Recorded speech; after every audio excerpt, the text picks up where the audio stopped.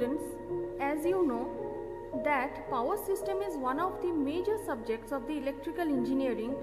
Today we are going to determine the breakdown strength of insulating oil, which is also a part of the lab curriculum of the ongoing semester.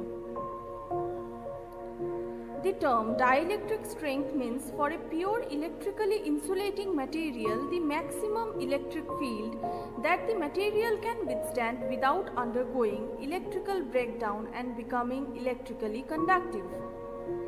The transformer oil, also known as insulating oil, is a special type of oil which has excellent insulating property and is stable at high temperatures. It is used in oil-filled electrical power transformers to insulate and stop arcing, as also to stop corona discharge and to dissipate the heat of the transformer, that is, it acts as a coolant. The breakdown voltage of the transformer oil is measured by observing at what voltage the sparking strands between two electrodes immersed in oil separated by a specific gap, as you can see in the figure. For measuring breakdown voltage of a transformer oil, a portable BDV kit is available. In this kit, oil is kept in a pot in which one pair of electrodes are fixed with a gap of 2.5 mm between them. Now slowly rising voltage is applied between the electrodes. The voltage at which the sparking starts between the electrodes is observed. This is, as you can see, the container in which the oil is to be poured and the two electrodes which are placed at a distance of 2.5 mm. Now, the dry and a clean oil gives BDV results better than the oil with moisture content.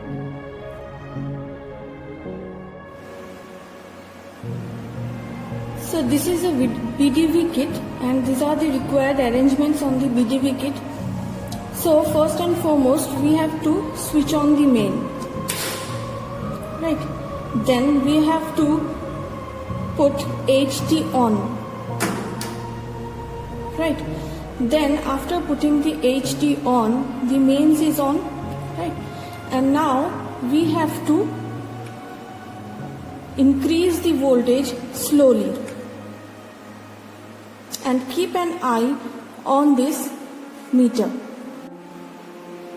Now this is a container which contains the transformer oil or the insulating oil more precisely, and the transformer oil is contained in a container which also contains the two electrodes. These are the copper electrodes. These two are the copper electrodes. Now these are kept at a distance of 2.5 mm. So the distance between the two electrodes is 2.5 mm. Now what we will do is we will increase this voltage and we will observe that at which voltage the breakdown occurs.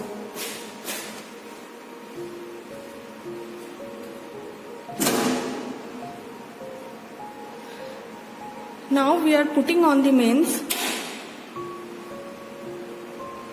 HT on, and we are increasing the voltage slowly. Keep an eye when this spark occurs. Slowly we are increasing the voltage.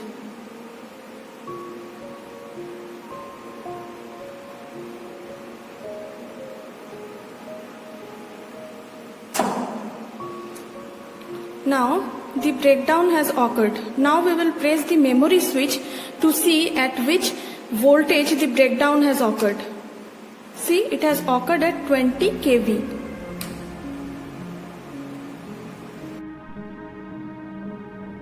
Through the experiment, the oil used for the transformer and switch gear is tested for insulating strength property. Now, another important feature of the transformer oil is the specific resistance of the same. The specific resistance of the oil is a measure of DC resistance between the two opposite sides of one cm³ block of oil. Its unit is ohm centimeter at a specific temperature.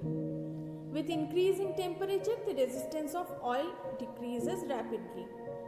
Now to explain this, we can say that just after charging a transformer after a long shutdown, the temperature of the oil will be at ambient temperature, and during full load the temperature will obviously go very high, and it may go up to a level of 90 degrees Celsius at an overload condition. So, resistivity of the insulating oil must be high at room temperature, and it also should have a good value at high temperatures as well. That is why specific resistance or resistivity of the transformer oil should get measured at 27 degrees Celsius as well as 90 degrees Celsius. Minimum standard specific resistance of the transformer oil at 90 degrees Celsius is 13 to 10 to the power of 12 ohm centimeter, and at 27 degrees Celsius it is 1500 into 10 to the power of 12 ohm centimeter. Next, we will be going through the dielectric dissipation factor or the tan delta of transformer oil. Actually, the dielectric dissipation factor is also known as loss factor or tan delta of transformer oil. When an insulating material is placed between the live part and the grounded part of an electrical equipment, leakage current will flow. As an insulating material is dielectric in nature, the current through the insulation ideally leads the voltage by 90 degrees, as is shown.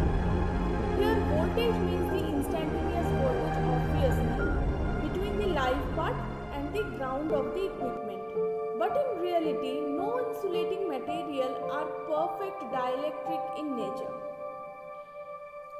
Hence, current through the insulator will lead the voltage with an angle little bit shorter than 90 degree as is shown in the diagram.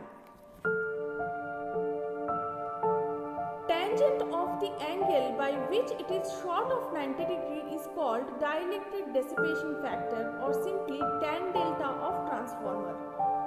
More precisely or more plainly, the leakage current through the insulation does have two components, one capacitive or reactive and another is resistive or active. Again, it is clear from the above diagram that the value of delta, which is also known as loss angle.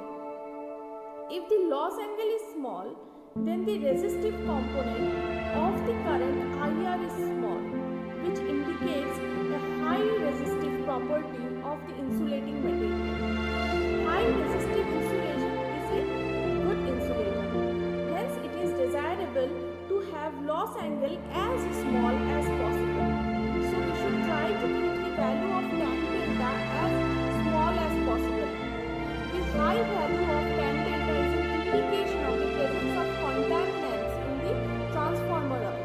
Hence, there is a clear relationship between tan delta and resistivity of the insulating oil. If the resistivity of the insulating oil gets decreased, the value of tan delta increases and vice versa. So, both resistivity test and tan delta test of the transformer oil are generally not required for the same piece of insulator or insulating oil. Hope the small effort made on our part